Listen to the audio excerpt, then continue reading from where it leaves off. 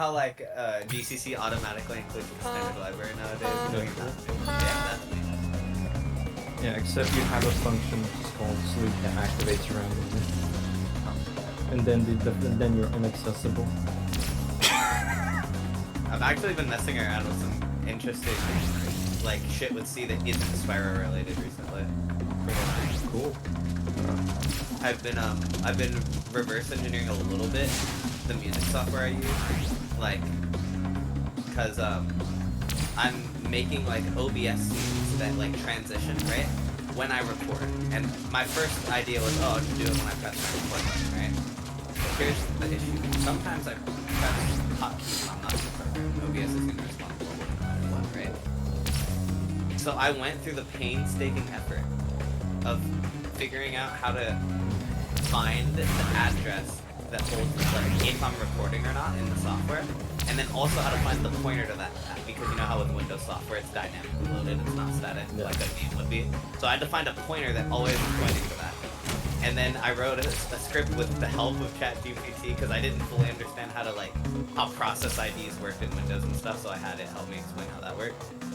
And then I had a script in C now that links to the process ID of my audio software. Checks if I'm recording in that memory address, and if I am, it outputs it to a file. So no matter what, it only does it when I'm recording. No, if I'm out of my software and I hit the same hotkey, you know what I mean? Oh, that's cool.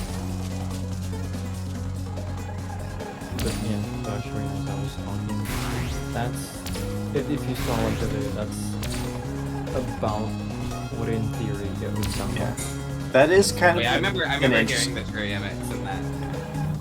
That does sound like an interesting little clicky click. Yeah, it literally sounds like a mechanical keyboard switch. Great. See, you weren't in here when I was talking. I saw it, and I was talking with I think Kara and them about it when you weren't in here. But the one thing I would want in a mechanical switch is high resistance because that's what buttons have. You know what I mean? So it's like, you know how like a lot of keyboard switches, it's like you can press it down a little bit before it actually becomes pressed. On a button, I like my buttons to be not pressed at all until they are. You know what I mean? High resistance, like. Well, the thing is, the travel time on this toy is literally so short that like the moment you press it, it's down. It's so resistant to the travel time. No, not really. Yeah, I get that. Like I could make that happen, but like what you're describing, Composer, I literally could make that happen.